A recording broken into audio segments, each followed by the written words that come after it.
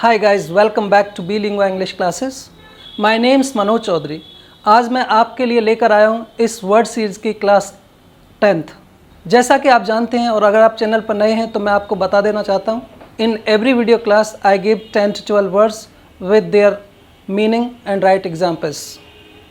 Before getting into this video class, I would like to remind you, channel को subscribe कर दीजिएगा, bell icon press कर दीजिएगा, so that you get the notification for all my new videos. देखिए आज की class बहुत ही interesting होने वाली है. देखते हैं. पहला वर्ड देखिए, इन पब्लिक. इन पब्लिक का मतलब होता है ओपनली, मतलब खुले रूप से, सभी के सामने. एग्जाम्पल देखिए, I enjoy displaying my skills in public. मुझे अच्छा लगता है मैं अपनी स्किल एबिलिटी को पब्लिक में डिस्प्ले करूं. दूसरा वर्ड देखिए, in private. In private means अकेले में, means not in front of other people, किस दूसरे लोगों के सामने नहीं, अकेले में.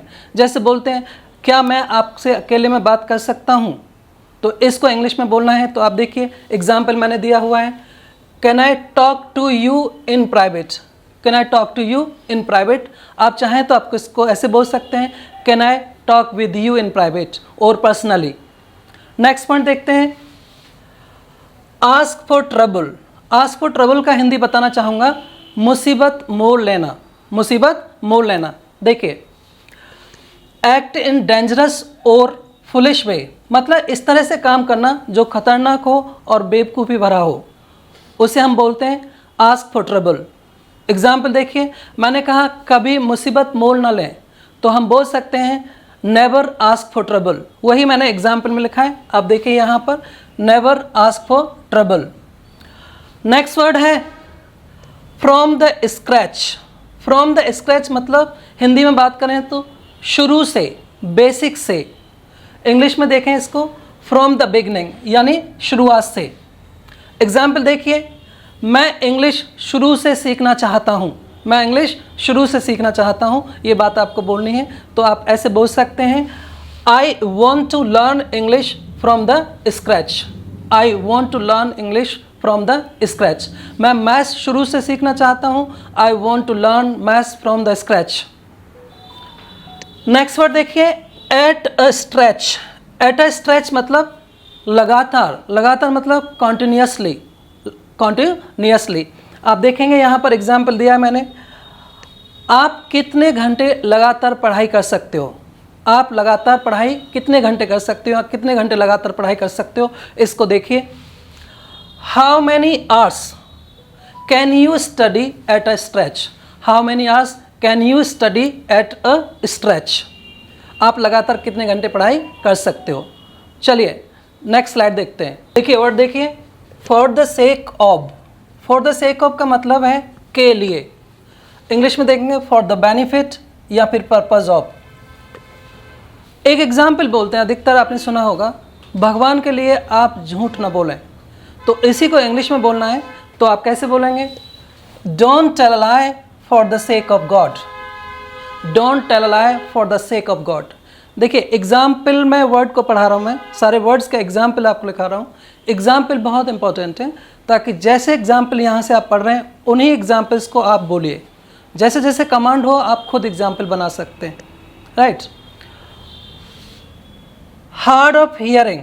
Hard of hearing. Hard of hearing का मतलब है, मैं आपको बता देता हूँ, कम सुनाई देना. इंग्लिश में देखिए, समवॉट डेफ.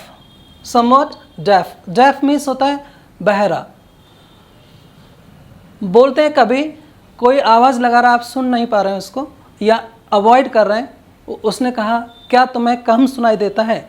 इसी बात को इंग्लिश में बोलना है तो बोलना पड़ेगा, are you hard of hearing. Are you hard of hearing. Next word देखिए, out of pocket. Out of pocket जैसा वर्ड सजेस्ट देख रहे हैं, इससे आउट ऑफ पॉकेट यानी पॉकेट से बाहर. इसका मतलब है शॉर्ट ऑफ मनी, पैसे ना होना. आपका फ्रेंड कुछ बोल रहा है आपसे पैसे के लिए, आपने कहा मेरे पास आज पैसे नहीं हैं, तो आप बोल सकते हैं यहाँ पर इंग्लिश में, I am out of pocket today. I am out of pocket today. Next word देखिए, leave someone in the lurch. Lurch means होता है मुसीबत, लर्च मीन्स होता है मुसीबत, लर्च होता है एडवर्सिटी होता है, ट्रबल होता है।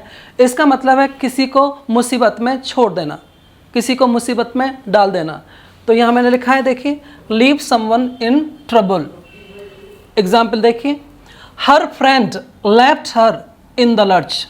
क्या किया, उसके फ्रेंड ने यानी उसके दोस्त ने, लेफ्ट मीन्स ये सेकंड फॉर्म है लीव का, छोड़ दिया उसे मुसीबत में, उसके फ्रेंड ने उसको मुसीबत में छोड़ दिया। नेक्स्ट देखिए, just in case. Just in case का हिंदी बात करते हैं तो कहीं ऐसा ना हो, कहीं ऐसा ना हो। जैसे एग्जाम्पल देखेंगे, take an umbrella just in case it rains. कहा जा रहा है अम्ब्रेला ले लो यानी छाता ले लो, कहीं ऐसा ना हो बारिश हो जाए। देखिए इस वीडियो में मैंने आपको 10 वर्ड्स दे दिए, ये बहुत ही इंपॉर्टेंट वर्ड हैं। आप इन वर्ड्स को लर्न करके लैंग्वेज पर कमांड कर सकते हैं। अगर आपको ये वीडियो पसंद आए, लाइक कीजिए, सब्सक्राइब कीजिए एंड शेयर कीजिए। Thank you very much.